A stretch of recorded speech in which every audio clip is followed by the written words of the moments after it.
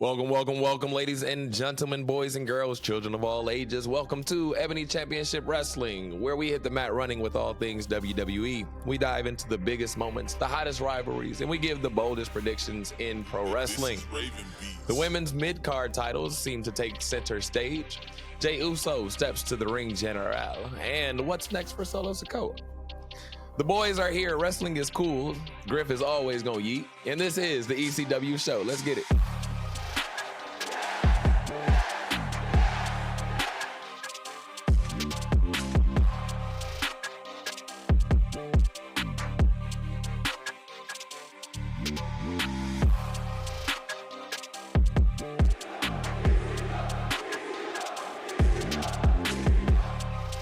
Welcome, ladies and gentlemen, and wrestling fans across the globe. This is Ebony Championship Wrestling. Please welcome to your screen our resident tribal chief, Griff, aka Griff Nation. What's up, everybody, man? Shout out to all y'all for the birthday love last week. I'm ready to get back on it with the boys on tonight. We got a great, fantastic show. Let's get it rocking and rolling. Yeet. You can find Griff on Instagram at GriffNation84 and on X at CGriff84. Rounding out the chat room is the man of 75 holds, Montay, a.k.a. Coach Montay. What's up, everybody? Good to see my brothers, ECW fam. It's been a great week. Once again, happy birthday, I should say, to Roman Jr., our resident tribal chief. Know you had a good night. Let's get it, man. A great week. Week 2 of the Raw Netflix era, and it is Tiffy time indeed. So let's go ahead and get into another great show. Good to see y'all, boys. Follow him on Instagram at Coach Montay24. And I am your host, the Jackie Miles. And as always, it's good to be back on the screen with the boys. Our wise man is out tonight, but all good. We'll check with him later on and make sure that he's all good. We appreciate y'all for checking in with us, and we are excited for tonight's show. We got an amazing show for you. We're ready to get going. We're going to start things off with wrestling trivia. Let's get it, Griff. ECW fan, what's up? This your boy, Griff Nation. Hey, I'm excited for this trivia. I'm on deck on tonight. We got some few questions up tonight.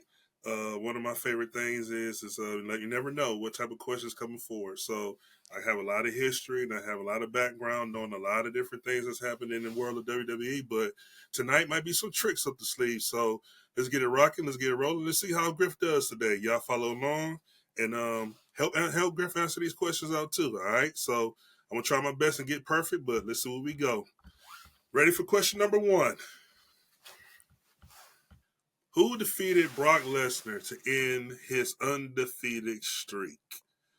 Oh, I think I remember this. This was like 20-some years ago, the year I graduated high school in 2002.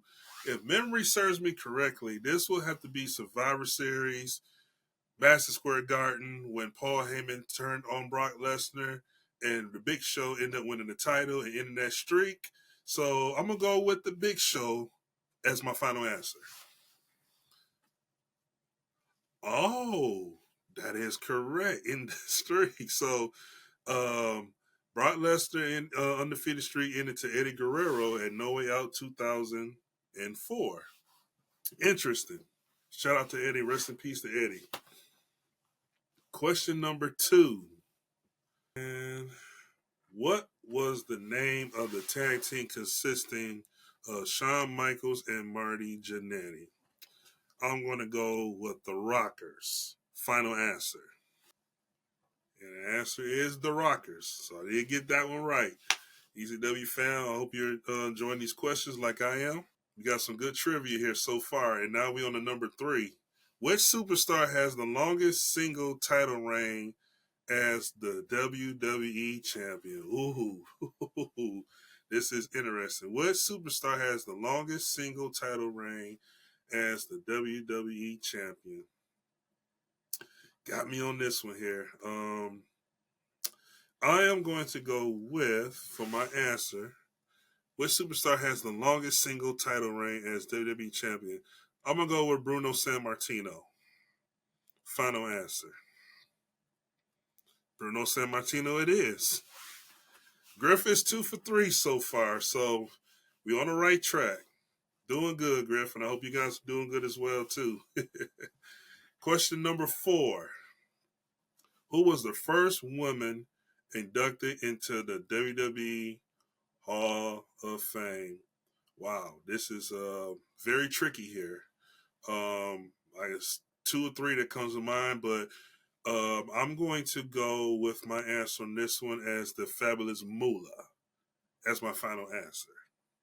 Fabulous Moolah it is. So Griff is 3 for 4. Griff, I'm rolling. I hear that steam engine going boom, boom. No, it's teasing. All right. Question number 5, we on? Okay. Who was the first wrestler to cash in the Money in the Bank contract on the same night they won it? Man, this is this is difficult. My brain is going back in history, so I know it ain't this person. I know it ain't that person. I am going to go with the Monster Kane as this answer. Kane it is. Look at that. I'm rolling. Look at this. I'm rolling. Bop, bop, bop. No, it's teasing. All right, man. We on to our next question here. So far, I missed one. Which tag team holds the record for the most WWE Tag Team Championship reigns? So here's how this one is. So this ain't the longest reign. This is the most. So I am going to go on a limb. This is going to be kind of tough here. I'm probably going to get this wrong, but I want to go with the Dudley Boys on this one. This is my final answer. Wow, the Dudley Boys it is. Look at that. Hitting it. All right, to the question number 7 here. So far, 1 miss. Hope you guys enjoying this trivia as well. A couple of them tricky here. These are good questions so far. Maybe you had to think a little bit. And on the question number 7, what was the main event? I knew something from the 80s was coming. What was the main event of the first ever SummerSlam in 1988? Come on, y'all. I was only 4 years old at the time. I'm not supposed to remember that. No, I'm just teasing. You know what? This one got me here. It was funny because I literally ran across this SummerSlam. Did watch the whole event on the Peacock not long ago. But I want to go with Hogan and maybe I'm just going to go on a limb and say Rick Rude. I know I'm wrong, but this one got me. Hogan and Savage versus DiBiase and Andre. Yep, that was right. I wasn't going to guess that one. All right, man. Yeah, that was some great questions. Shout out to the team for these questions. My final score is 5 out of 7, which is not bad. I was going for perfect, but unfortunately I didn't do it. But I'll take 5 out of 7. Shout out to our team for making those questions. They're tricky and challenging the way I like it. And hey, it is what it is, man. So if you like what you like, man, make sure you just continue to watch this. Hashtag ECW show. Glad you enjoyed this trivia. And stay tuned. We got more to come on the show.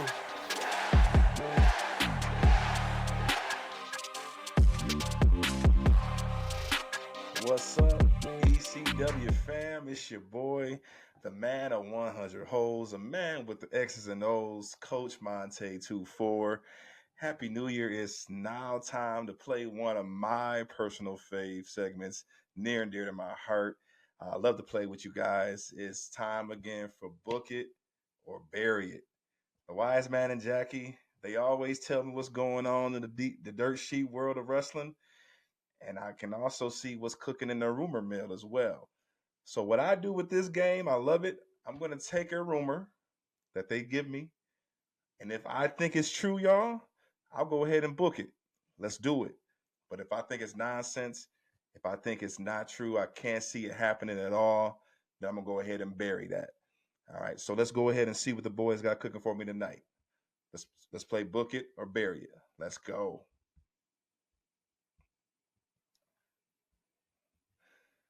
All right, my first question for the night, family.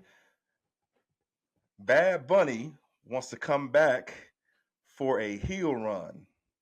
Ooh, one of the greatest celebrity wrestlers that I've always enjoyed. I still want him to come back and go at it with Logan Paul. But for a heel run, I'm going to go ahead and book this because I still think he has some more fight left. He's on tour doing his thing, but I know he's got a few more solid matches that he can come in. Doesn't necessarily have to be WrestleMania. He can come back anytime. But yeah, I can see him coming in for a month or so, drawing, especially with the new era that we're in, with bringing more eyes to the product. For damn sure, can see him coming back in and doing his thing as a heel. So I'm gonna go ahead and book this. Okay, this is something interesting in a rumor mill that they got cooking. What y'all think, y'all? Let's go. Logan Paul versus Gunther at this year's WrestleMania 41 in Vegas. I'm going to go ahead and I'm going to bury this. Reason being, I do see Logan Paul possibly fighting John Cena at some point to bring the value, to bring, obviously, on his farewell tour. I do see Logan Paul as part of that stop and having a marquee match. I can see that happening actually before Gunther. So, no, I'm going to go ahead, man, and bury this. Don't see it happening at all. ECW fam, I know y'all see this. Let's get into it. But I already know. The bloodline needs new leadership. If yes, who? Oh, this is an easy one. I am booking this, taking it all the way to the bank. I'm booking it. And the new leader is, y'all know him, the Samoan werewolf himself, Jacob Fatu, should take the throne. Yeah, that fire promo that he did this past week on SmackDown, once again, it always had Jackie ready to go through a wall, and it actually got me lit as well. So, yeah, I'm all on board for seeing as much Samoan werewolf on my screen as possible. So, yeah, let's get it. All right. This is a good one, y'all. This is a good one. Randy Orton returns to defeat Cody at Mania 41 this year. I've called it all year. I'm going to go ahead and stick with my gut because based on where the storyline is going with him and KO, I'm going to go ahead and book this one as well. Randy has been laying in the weeds for so long. So the hell out of that injury, that neck, get well soon. But when he does come back, obviously for the Rumble, this should be a great storyline for Randy to go ahead and dethrone Cody. The only way I can see it, that would make sense. That can take it. The only person I see that can take it off of the American Nightmare. So I'm definitely booking this one. Yeah, this is a good one, boys. That's a good one. All right. LA Knight winning the Royal Rumble and headlining Mania. I'm going to say a big hell no. Yeah. For sure. Burying this for sure. The way they are booking this Royal Rumble, they are booking this to be one of the biggest Rumbles in a long time. A lot of surprises. And I don't see LA Knight nowhere near winning that, being the last survivor in the ring, throwing 29 other men. Definitely don't see LA Knight. See somebody else winning it, and we'll talk about that in the show for sure. But no, y'all, let's go ahead and bury this. Let's calm this one down. Yep. All right. So that was a good one. Hey, that was a good one, fellas. The Wise Man and Jackie sent me some good tea on this one, but definitely I booked the majority of them because they have some truth, and the two I buried, yeah, hell no, I don't see it happening. Put in the comments, ECW fam, what you think. What is there something I should have booked or buried that I booked, or vice versa? Give me your thoughts in the comments. And but I love this segment, near and dear to my heart. And let me know your thoughts. And can't wait to play it again. All right, y'all have a great night. Let's get back to the rest of the show. Peace.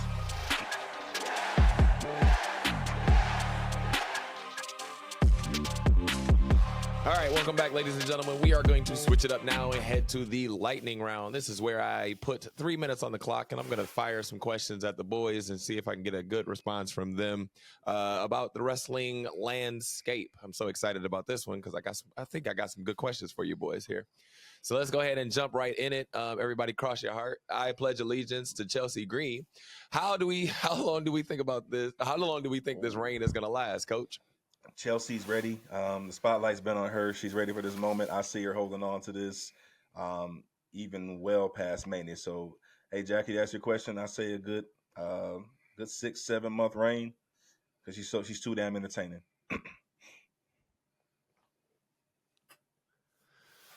Yeah, definitely entertaining. Speaking of entertaining, are you entertained by the Street Profits, DIY, Los Garzas, and Pretty Deadly? Yes, boy. The attack storyline that's happening on the tag team division. Griff, are you entertained by this? I am entertained because it's something different. It's taking the focus off the Street Profits and it's taking the focus off DIY. You got other added elements in here, and it's very entertaining because you don't know what to expect, and also you're seeing more character development out of this entertaining story plot that they're doing from all the teams that's involved. I just hated that it was at the expense of the Street Profits. Are we okay with superstars getting title shots without actually earning them? Are we okay with superstars getting title shots without actually? Okay. In this case, I mean, there's that gray area of the rematch clause. I don't know if that's still a thing in the Triple H era regime. Okay. And then obviously, going to the back of the line and doing it the old school way. But no, in this case, I don't have a problem with it. If they can play that rematch right back, that does allow that champion to get back into a fresh feud with somebody else if need be, if they beat him again. So I'm cool with it. What do you want for Liv Morgan next, Griff? What do you want for Liv Morgan next? I want her to figure out herself a little bit. You know what I'm saying? She don't have the time. But I want her to go back in her bag and figure out, like, what does she want to do? She looks kind of confused and puzzled, being tied in with the Judgment Day, with the affliction there. And Raquel is back here, so she need to figure out what she wants to do. If she wants to go to another title run and go single run, she got to probably let some things go, But for here, I want to see her in the title picture right now until she figure out what she wants to do because she got to get rid of some people and some things at the moment. We were so close to having a good heel run, and I think it's starting to fall flat just because of Rhea Ripley. Welcome Penta to the WWE roster. First impressions, gentlemen. How do we feel about Penta? Coach, let's start with you, and then Griff will go to you. Yeah, obviously not checking in with AEW as often as I should, but I do know he's a force over there, the Lucha Libre that actually, carried the division. He's very, very popular, and then his style of Lucha Libre with a lot stronger girth. I'm very impressed with him. The move set, and then Gable being a perfect dance partner for last night. He's here, and look for some good storylines with him for sure, and putting on some bangers. So I'm very impressed. I'm glad this question came up because I was very excited for you guys. You guys are going to be in for a real treat. I did get to see Penta wrestle a couple times in AEW in person and also in Lucha Underground back in the day. But I was very impressed with his debut. Chad Gable was definitely a great dance partner, as you alluded to, Coach. But if y'all didn't pay attention to the cheap shot Triple H did yesterday, he gave Penta more mic time on his debut than AEW did his whole career. So that was a slap in the face of AEW last night. According to the internet, there was a bunch of slaps in the face across there. But I am excited to see him. I, too, caught him in Lucha Underground. I watched his match with Io Sky and with him and Io Sky, and my goodness, I did not think you could hit a woman like that in professional wrestling, but he sure enough did. So, Coach, if you haven't seen that one, please, brother, check out that one. Fly Like a Bird goes over on Dakota Kai, giving Dakota Kai yet another loss. But how do we feel about the women's mid-card scene, gentlemen? How do we feel about the title scene? Griff, let's start with you, and then we'll go to you, Coach. Man, I'm feeling excited, man. Shout out to Lyra Valkyria. Let's not underestimate the girl. Been putting in some work over the last year. Rightfully deserving. Y'all know I'm a Dakota Kai girl. She been battling a lot of injuries. I did have Dakota coming on top on this one because she been there longer, and I think she rightfully deserves it. But Lyra deserves it as well. So shout out to Lyra, shout out to both of them too. But man, I'm excited for this mid card. For the women, we've been calling for it. We've got it now. I think we got great title holders for sure. But I'm looking forward to see who Lyra is going to be stepping up to and feuding with. Mm-hmm. It's the women's workhorse title belt. I mean championship, and the perfect person won it. Put in work, taking her losses with Nia, and then obviously seeing her go over on Becky. You knew the company had big things for her. Perfect choice to jumpstart this mid card era. But now let's make sure that their storylines are relevant, and they get us intrigued. They keep us coming back, and they keep these women relevant. Obviously. Dakota, they should run it back at some point. But no, put Lyra is the right choice. Just make sure it's entertaining TV through her reign, and they put us in good storylines. Mommy is interrupted by Nia Jax, which looks like it's setting up a potential feud. Which I told Brian that's the only person that I believe could beat Rhea Ripley right now. Nobody else on the roster can. How do we feel about this potential feud, Griff? 100% agree. I agree the same thing with you and Brian were alluding to as well too, and that's the same thing I said when she came out with the cheetah print last night. Rhea with the belt. There's nobody on Raw right now that can stand up to her and take it. When you do this crossover transfer, wherever this Raw SmackDown new rule is now, you can transfer. Nia is the next and probably big thing that can stop and put Rhea in her place and take the belt from her, especially going for the feud last year. So this can be a part 2 continue, and I think Nia got a better edge on this one this time around. Coach. Yeah, Nia has always been the threat to Rhea Ripley, even when Charlotte was on the roster. So it's been Nia first. Then of course if the Queen comes back, so you got 2 legit contenders that will probably have good feuds with her to start 2025. Yeah, always been. Yeah, last week I said that I didn't think that there was anybody who could actually step up to Rhea Ripley, but WWE always makes me put my foot in my mouth by showing me exactly who can do it, and it definitely is Nia Jax because she's the only one who looks powerful enough and believable enough to beat Rhea Ripley. I don't believe in Raquel. All of those smaller women have been squashed basically because of now Liv Morgan getting squashed basically. So there's not too many people that I think that can step up to Rhea Ripley right now, unless you're talking about Bianca Belair or Jade Cargill. All right, boys. So next question. Corey Graves seems very frustrated about his demotion down to NXT. Griff, do you think the frustration is warranted? Yeah, absolutely, man. I'm with Corey on this one because Corey has put in work for years.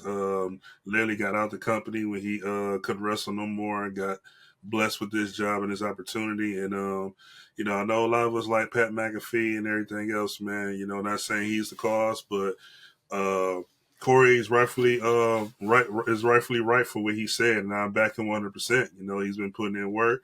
He's elevated his game. I wasn't a big fan of Corey, but I became a fan of him over the last year or so, especially with all the storytelling that's going on. And one thing with Corey, man, Corey knows what he's talking about. He studies work. And I know everybody's about the entertainment, but when you're talking about someone that really knows and analyzes and break things down in detail and give the best commentary along with Michael Cole, Corey Graves is that next person up there, man. So I feel bad for him, and I'm 100% right with him how he feels frustrated right now. Coach, you want to say anything there?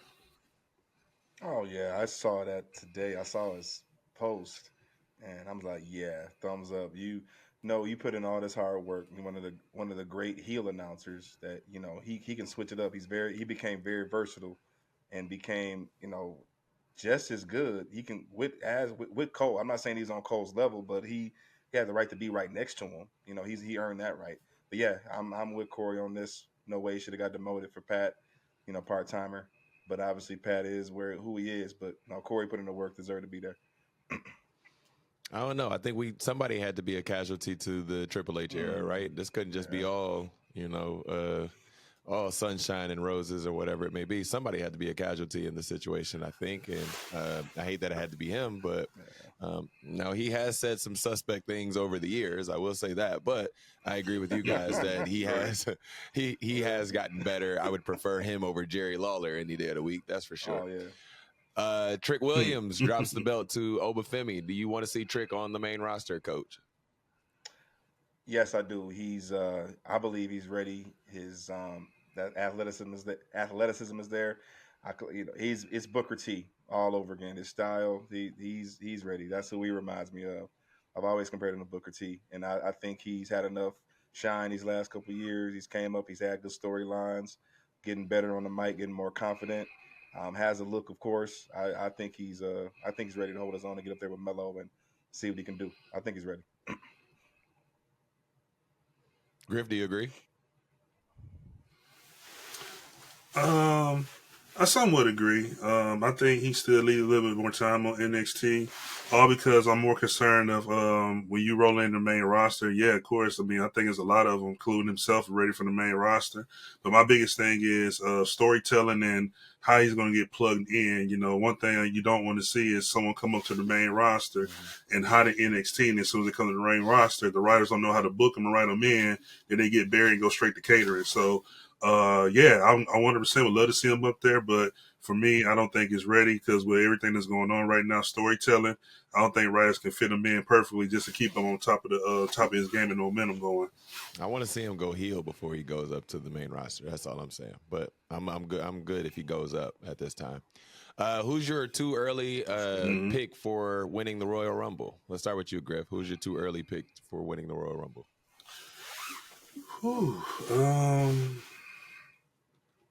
I want to go catch one off guard on this one. I'm gonna go with Drew McIntyre and John Cena are my top two right now.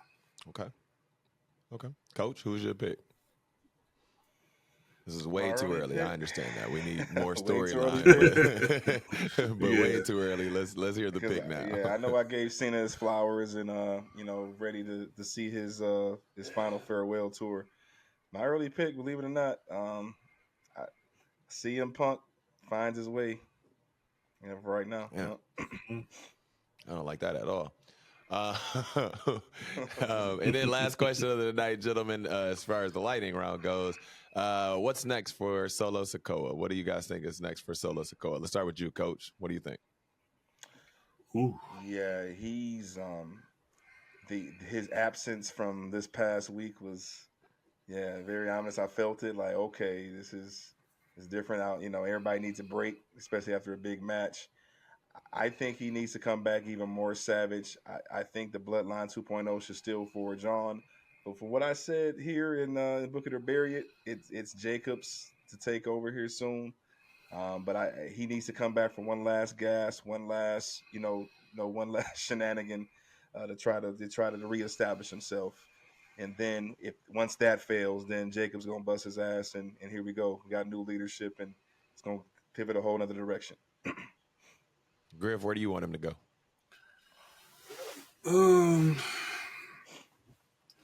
Since he don't have to do a follow no more, I'm interested to see how this power that he once had over Jacob is going to start. I think that's going to linger some things, and Jacob's going to realize. Of course, he realized now that he loves Solo, but when Solo started getting them orders, I think you're going to see a different side of Jacob. Of like, hey, I love you, but you can't give me those orders no more. So I think it's going to slowly start to see a difference between the two. Because remember before I mentioned when they first got together, like having two enforcers on one side doesn't work out at all. You got to have only one enforcer. So you got two enforcers somewhere in there down the line, that's going to have to split and break. So I'm looking to see how Solo reacts. I think when he returns or reacts, I think he is going to not say nothing. He might just go cold turkey, just silent. Like there's nothing else to say. He lost. There's nothing he can do. He might just play this. I'm going to be silent and just go rep shop. But I think you're going to start seeing the split between him and Jacob going forward here slowly.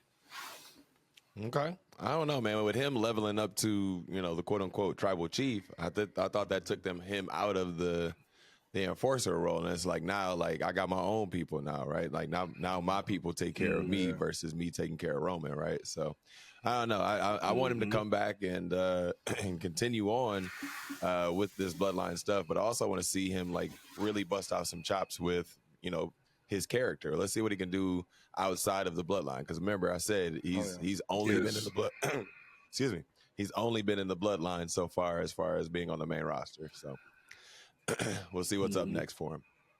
And now let's go on to the question of the night, gentlemen. Let's go ahead and end this thing off with I'm asking this question with the most non-biased, the most journalistic integrity of all possible here. Okay, is Jay ready for this spotlight? Is he ready for this? Can he beat Gunther and actually become the world heavyweight champion?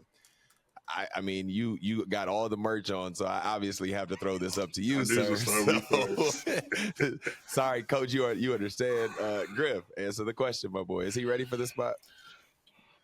100%. He's ready for the spot. Man, I can just go back to the couple matches he had with Gunther. The matches that ended with Gunther, and just came either with a distraction or some type of interference. So 100%, I don't know how this match is going to play out, but Gunther is a different beast, as world champion than he was Intercontinental champion, we all seen that the last few months since he's been world champion, but I do think Jay has a strong chance to get it, but if he slip up and get too distracted and play to the crowd and entertaining, then it's game over for him. So I think he got a great chance of defeating and knocking him out. All right, I'm going to respectfully disagree. I got the other side. No sirree, Bob. I wanted him to kind of hang in the mid card. It's unfortunate that he had to drop it back the way that happened because he had to get in the storyline to go on the Survivor Series. But I would have deemed him more credible if that reign was a little bit longer and stronger as the IC champ. And then obviously, but no, the right call was to have him win. But no, I didn't agree with him dropping it, but I understood why. But no, I would feel much better. I needed him to hang out as an IC champ for a little while. Dominate the mid card, hang in there with Kaiser, have a better feud, even, but I kind of want to send him and Braun do some more stuff, because I think that was a little more story to tell within that.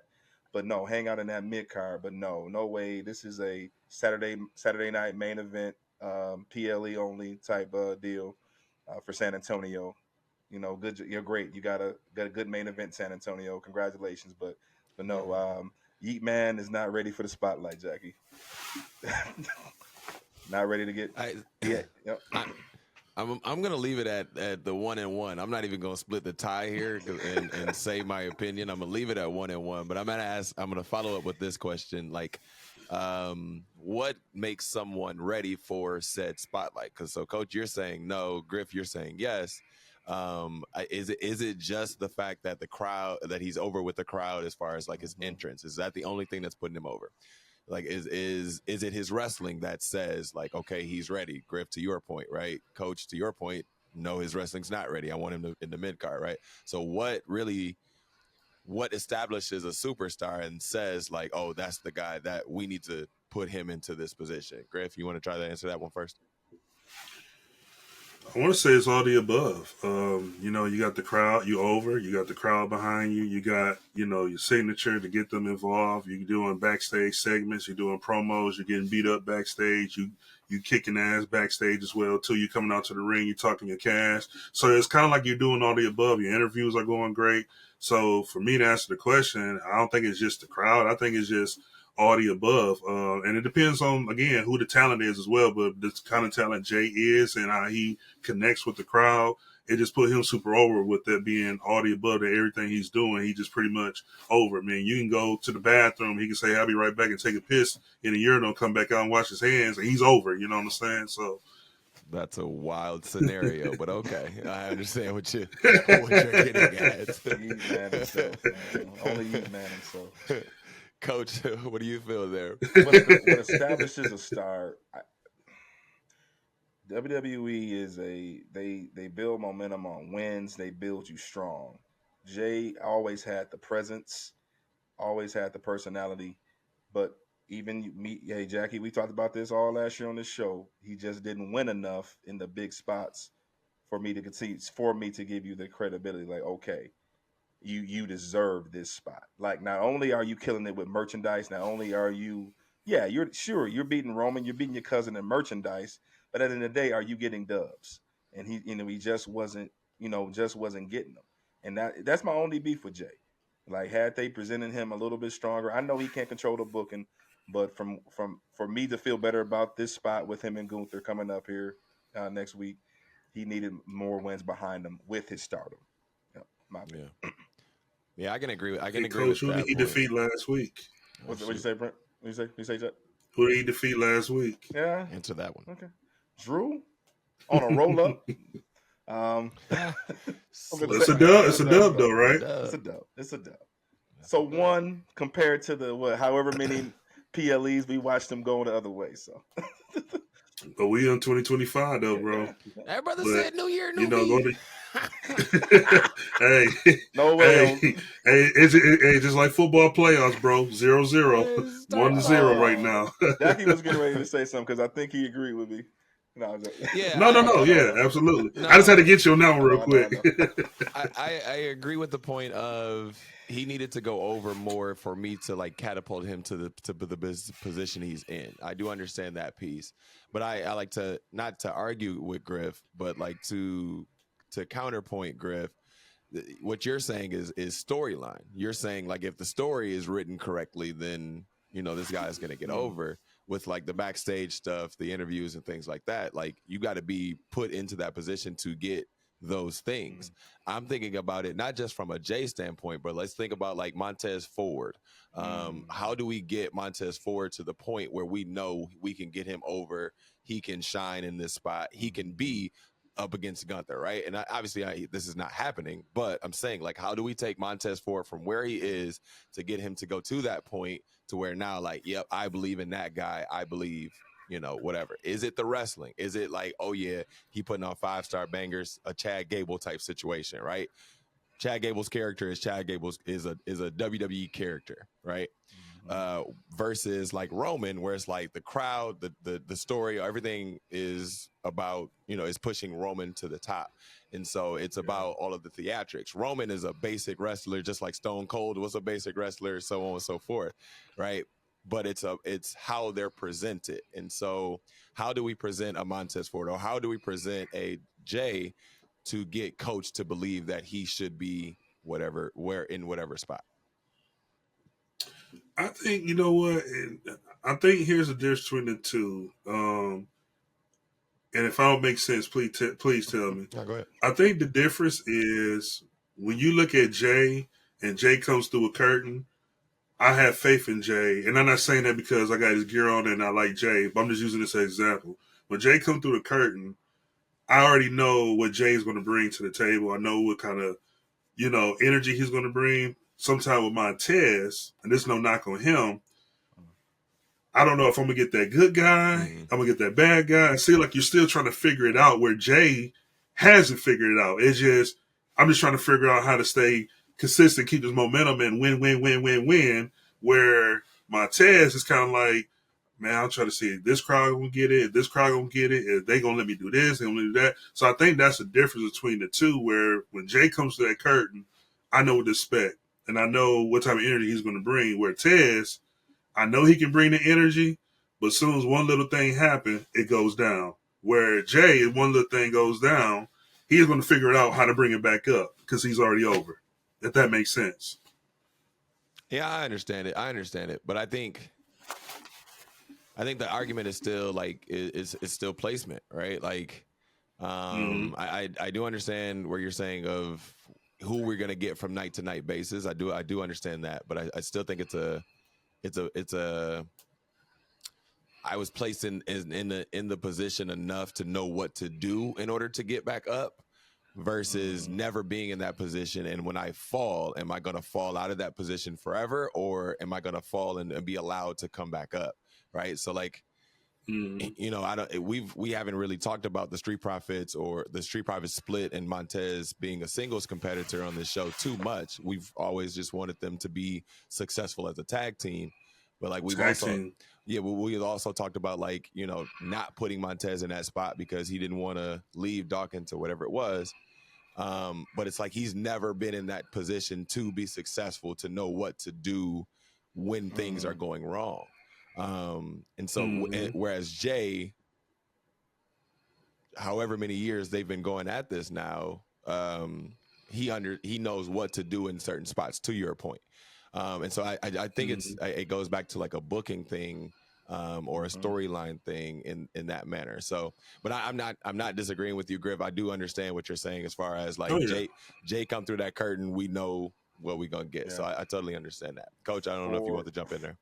No, and no, great points, and I was just putting the bow on my point. Like, I understood how important that Bloodline versus the Bloodline 2.0 story was going to Survivor Series, where, you know, belts don't matter. It was almost like I would have felt better had they put it on him sooner and let him have at least a longer reign going into it, to where, Roman, it was almost like he had to have it for that short amount of time for him to get an ounce of respect from Roman. It was almost like, okay, respect me in order for me to get out of your shadow. Here, Roman. Hey, cousin, look, I was able to do this on my own. Even though I had the belt for like 5 minutes, but still respect me. You know, I'm being funny, but, you know, I think had they established him a lot, you know, more, and gave him a good solid few month run going into that story, I'll feel better about now. But yeah, that was just my opinion. Like, hey, I understood it, put the IC on it, but Triple H didn't strike while it was hot. Like, hey, this guy, merchandise, the crowd going crazy. Usually when people over like that, you know, okay, belt is coming shortly after, and it just didn't happen quick enough. In my opinion, just. Can I ask this question too? Could Saturday night main event, literally this 1 week before the Rumble, does this need to happen? And not only does it need to happen, but can this also like make future storylines and make things awkward? Okay, here's my point. Example: last Saturday main event, you had Chelsea and Meacham. Once Chelsea won the belt, there's no rivalry after that. Then you had Liv and Io. Even though Rhea was in the picture, after Liv and Io was no more. The only thing that stayed persistent was Cody and Kevin, right? So with Saturday Night Main Event, is this like a rush thing where, okay, let's have a couple matches here, and then after the event, they ain't going to have to see each other no more. There's no stories building off of that. So my question is, do we need this Saturday Night Main Event? And can this also destroy, like, create unforgettable matches or possible storylines that could happen? If that makes sense, what I'm asking. Coach, you want to try to answer that? I mean, I have my answer, but I don't know if you want to try to answer. I don't think we. Yeah, I was shocked. I mean, the promo was good, and okay, this is a Saturday night card filler in the main event. You know, like the first one was good, and this is the same thing. You know, it's going to be. You guys know it's going to be a fast-paced show. You know, and get in, get out. You know, they're not going to have much time. You know, because it's only going to be 2 hours, so it's not. You don't expect a 5-star classic, but this is just a card filler, in my opinion. And no, it doesn't. We don't need it. I think build them up more to maybe put it at a more important PLE if you want to continue to build them up and make it credible.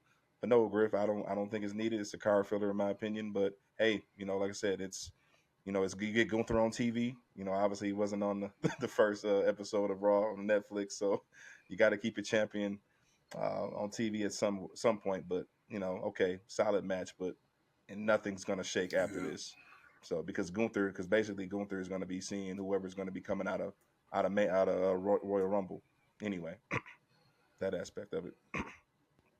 Yeah, but I don't think that that's a bad thing that this is a one-off thing. I think we get so bogged down into it's going to be this long rivalry. I need 3, I need 5, I need 7 matches, right? We get so tied up into that type of booking that we don't think about, like, okay, we just going to get one good match between Gunther and Jay, and let's see who's the best of the best. It may not change hands, but it's going to be a good match at at a pretty good show, right?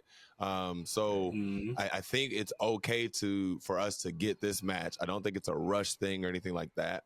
I also think that I'm always thinking about, like, what is the next big thing that's coming? Obviously, Royal Rumble is coming, but we're not very far off from Mania. So to jump Jay into a feud right now, or a rivalry right now, whatever it may be, the only big pay-per-views that he would be successful, or that he would wrestle Gunther at, would probably be Royal Rumble, Saturday Night Main Event, kind of the same weekend, if we're being honest, same week.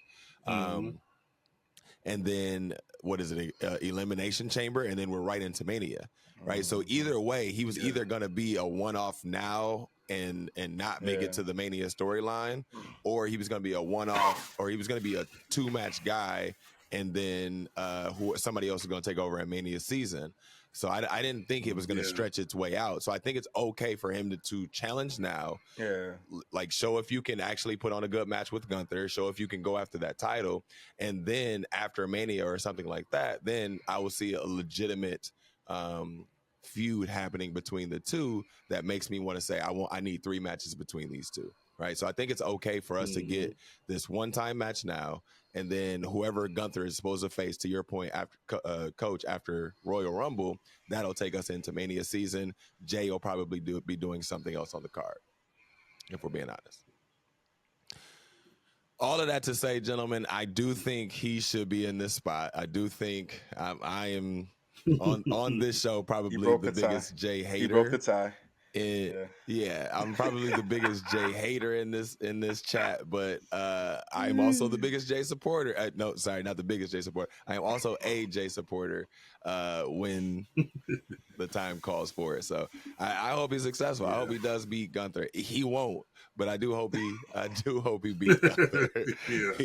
He will not. All right, boys, this has been fun, man. This has been good. The second time to get back on here and get back the new year and start things off again. I'm excited to see what we can do going into this new year, into this new wrestling season. We got to get our draft going again, as the fantasy points reached an all-time high, is all I'll say. And so we need to figure out what's next in that category. We're excited to give you all a new show as we keep moving forward. Go ahead, Coach. He's got to vacate the title, ECW fam. He's going to vacate the title. We're going to start over. He's going to allow me and Griff to get back. On some Obafemi streak going on. Whether or not I win or lose, you always remember the first. And as your first inaugural champion, I'm just saying, you always, as the inaugural champion, you always remember your first. That's all I'll say. All let's get on out of here, boys. This has been a good time, man. Griff, go ahead and let the people know where they can find you, bro. Man, swirl on over, holla at your boy Griff Nation 84 on Instagram, and also on X, formerly known as Twitter, CGriff84. Coach, let the people know. All right, you can find me at Coach Montay 24 on Instagram. You can follow our wise man BDixx on Instagram at B_DIXX. You can follow me, Jackie Miles, on Instagram and Twitter at Jackie Miles 42. Follow us all on Instagram at Ebony Championship Wrestling and on X at Ebony Championship Rest. We appreciate all the love and support so much. I don't think we can say this enough. But if you haven't done so already, make sure that you like, share, and subscribe. Send these videos out to your people and let them know what we're talking about over on this side. We appreciate you. As always, thank you guys for checking in. This is Ebony Championship Wrestling signing off. But Coach, let them know. We never tapping out. Peace. Good night. Not once. We appreciate y'all. We'll see y'all next time. Peace out.